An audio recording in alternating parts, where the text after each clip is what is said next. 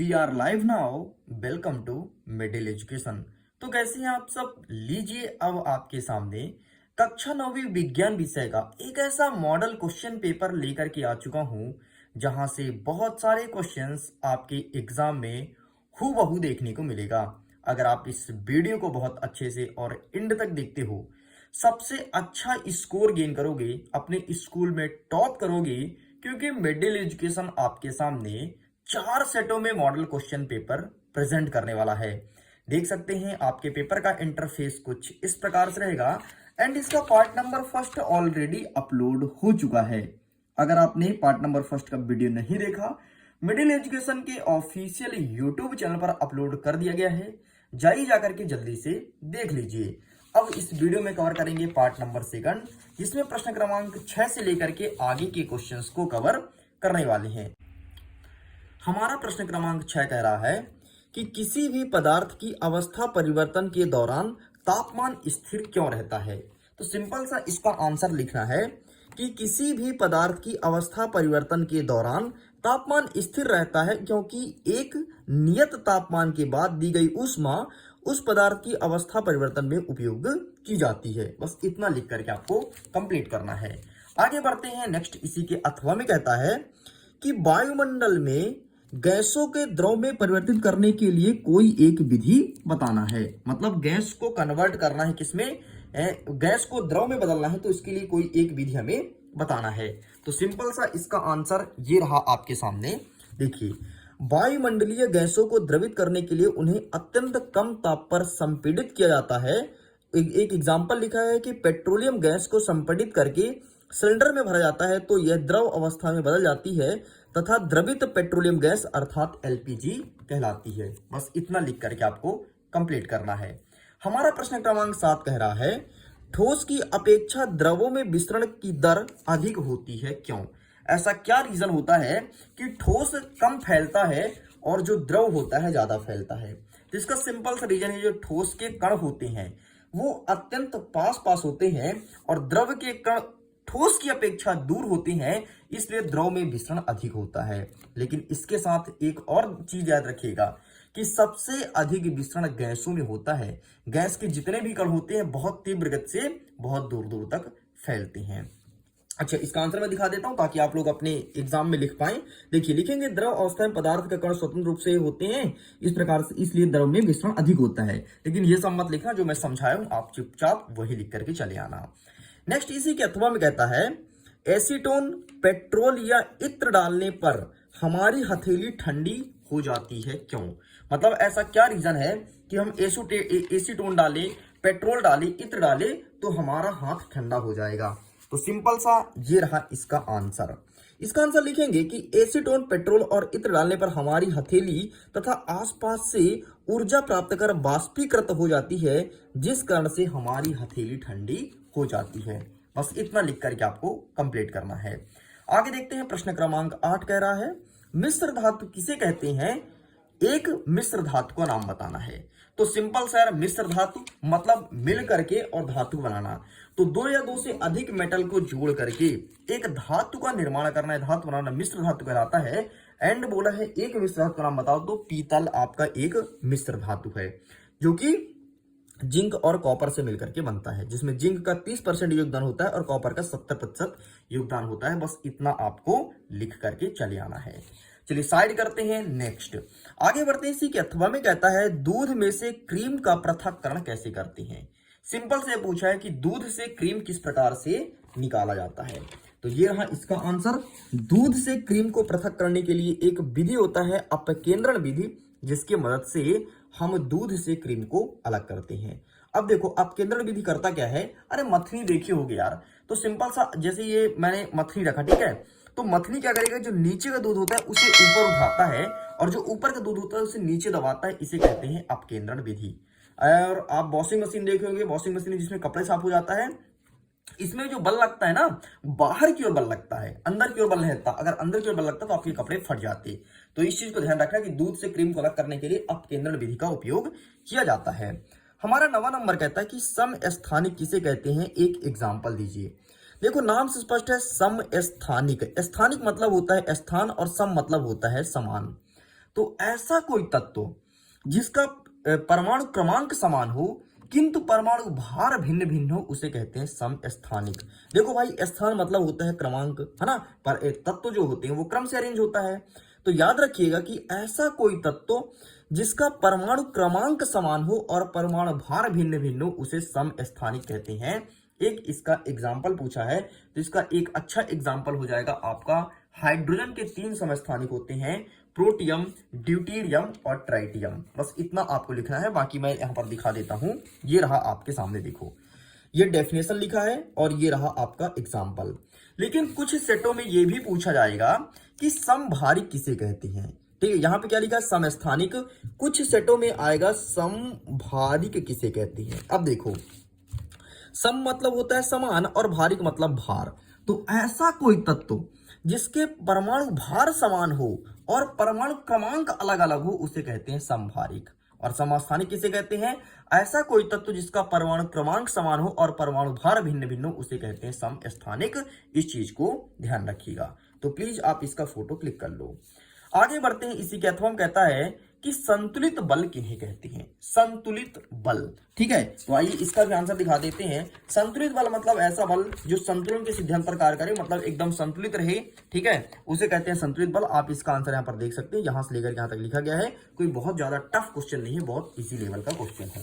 इस प्रकार से हमने यहां तक कवर कर लिया।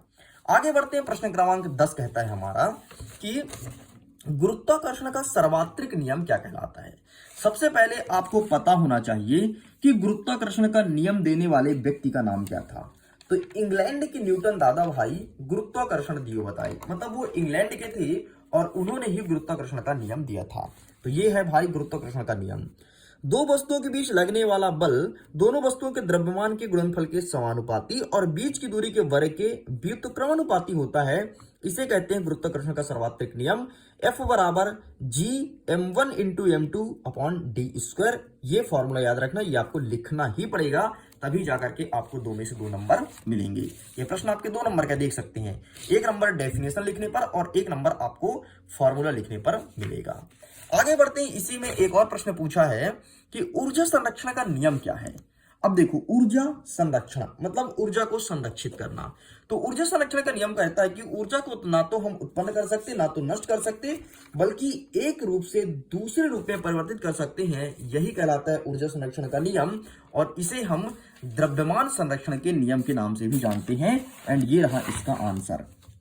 ठीक, देखिए ऊर्जा का नियम कहता है ऊर्जा को ना तो उत्पन्न कर सकते, ना तो नष्ट कर सकते, बल्कि एक रूप से दूसरे में परिवर्तित कर सकते हैं। बस ये आपको लिखना है। आसान भाषा में समझा दिया हूं, जो मैं समझाया हूं वही लिखो, एग्जाम में बेहतर स्कोर गेन करोगे।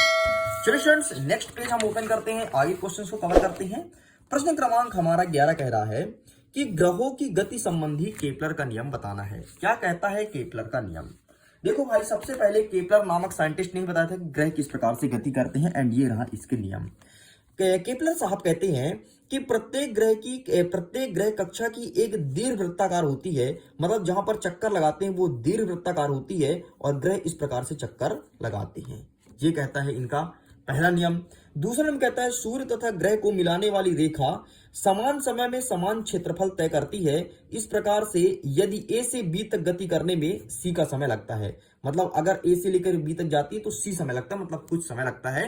केपलर ने कुछ इस प्रकार से बताया था। तो आपको सिंपल सा पहला वाला नियम याद रखना और आप याद कर लो तीसरा नियम। ठीक है, दूसरे भी कठिन लगे, मतलब जो कठिन लगे वो छोड़ दो। 3 नियम में से 2 नियम आपको पता ही होना चाहिए, 2 कम से कम लिख करके आना है।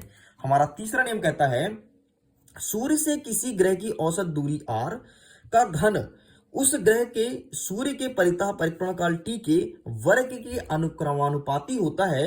और अथवा में कहता है कि r² बटे t² स्थिरांक। बस इतना लिख करके आपको कंप्लीट करना है। चलिए जी आगे बढ़ते हैं। इसी के अथवा में कहता है कि गतिज ऊर्जा ज्ञात करने का सूत्र व्युत्पत्ति कीजिए, मतलब किस प्रकार से गतिज ऊर्जा ज्ञात करेंगे। तो ये रहा भाई साहब गतिज ऊर्जा ज्ञात करने का सूत्र। 1 सेकंड आपके सामने मैं दिखा देता हूं। ये रहा, इस प्रकार से आपको गतिज ऊर्जा फाइंड करना है। पूरा का पूरा आप इसका स्क्रीनशॉट ले सकते हैं, काफी लॉन्ग है और बढ़िया एकदम आसान भाषा में लिख करके चले आइएगा। अंतिम इसका चीज जरूर याद रखना कि अंतिम में क्या बनेगा। तो v वेग से चल रही m द्रव्यमान की वस्तु की गतिज ऊर्जा 1/2 mv का स्क्वायर बनेगा। इस चीज को ध्यान रखना, एग्जाम के लिए बहुत ज्यादा इंपॉर्टेंट है। ओके स्टूडेंट, चलिए इसे साइड करते हैं। नेक्स्ट कहता है हमारा 12वां नंबर, तंत्रिका तंत्र का नामांकित चित्र बनाना है। हमें बताना है कि तंत्रिका तंत्र किस प्रकार से बनता है। तो इसका चित्र मैं दिखा देता हूं। एग्जाम पॉइंट ऑफ व्यू से बहुत ज्यादा इंपॉर्टेंट है, इस चीज को ध्यान रखना एंड अच्छे से इसे पढ़ लेना। अब देखो, कुछ सेटों में आएगा न्यूरॉन का चित्र बनाओ, कुछ सेटों में आएगा तंत्रिका तंत्र। तो कोई भी हो, आपको यही देख करके जाना है, यही अच्छे से चित्र देखना है और अच्छे से खूब प्रैक्टिस कर लो। एग्जाम में 100% मार्किंग होगी। प्रीवियस ईयर में भी एक सभी क्वेश्चंस पूछे जा चुके हैं। आगे कहता है अथवा में दूरी और विस्थापन में अंतर लिखिए। तो ये मैं देता हूं आप लोग के लिए होमवर्क। इसका आंसर अटेंड जरूर करना, मुझे व्हाट्सएप में साझा भी करना। जिस स्टूडेंट्स का आंसर सबसे अच्छा लगेगा उनके आंसर्स को मैं ग्रुप में शेयर करूंगा, जहां पर लगभग 47,000 बच्चे जुड़े हुए हैं। तो एक गोल्डन चांस है आपको ग्रुप में अपना खुद का आंसर भेज के वहां पर देखने में काफी मजा आएगा। आपको खुशी भी होगी कि यार हमने सही आंसर भेजा तो सर ने इसे शेयर किया।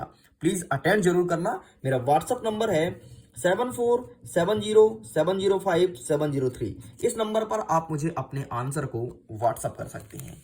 आगे बढ़ते 13वां नंबर कहता है कि निम्नलिखित तापमान को सेल्सियस में कन्वर्ट करना है।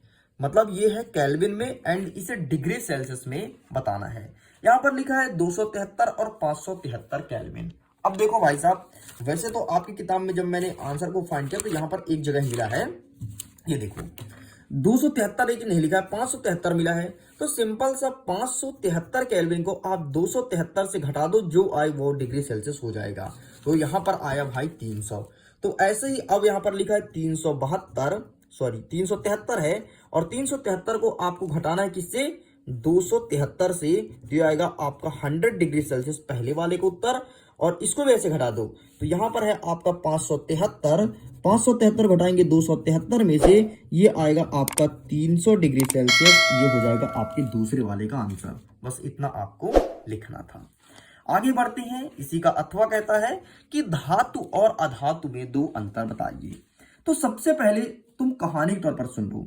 जो धातु होता है ना, इसमें आवाज आती है। जब भी कोई धातु को तुम पटकोगे, जैसे तो पेंसिल है तो धातु नहीं दे, कोई आवाज नहीं आई है। लेकिन अभी सुनना, ये देखो आवाज आई। मतलब मैंने जो कैमरा की स्टैंड है उसमें ठोका तो देखो ये आवाज आई। तो धातु में आवाज आती है और अधातु में कोई आवाज नहीं आती। धातु में धात्विक चमक होता है, वो अपने आप में एक चमक दिखाता है धातु, लेकिन अधातु में कोई धात्विक चमक नहीं होता है। बस इतना आपको लिखना है। तो लीजिए स्टूडेंट्स, इसका भी आंसर मैं दिखा देता हूं ताकि आप इसका भी स्क्रीनशॉट ले सकें। वीडियो कैसा लगा? वीडियो आप हमें कमेंट सेक्शन में लिख करके बता सकते हैं। और अब आगे क्या कंटेंट चाहिए यही बता देना। ये आपके सामने सेट नंबर ए है, जल्द ही अदर सेट भी आपके सामने लेकर के आऊंगा एंड जल्दी कवर करेंगे अब प्रश्न क्रमांक 14 से लेकर के आगे क्वेश्चंस को नेक्स्ट पार्ट में, जो कि पार्ट नंबर 3 होगा। वीडियो पसंद आए तो वीडियो को लाइक करिए, अपने दोस्तों के साथ शेयर कीजिएगा। पहली बार है चैनल को सब्सक्राइब करना, क्लास 10 के लिए काफी हेल्पफुल होगा मिडिल एजुकेशन। सो स्टूडेंट्स, जल्दी मिलते हैं पार्ट नंबर 3 के साथ। और पीडीएफ को डाउनलोड करना है, लिंक डिस्क्रिप्शन बॉक्स में दिया गया है, जाइए जाकर के अपने इससे पीडीएफ को डाउनलोड कीजिए। Bye bye.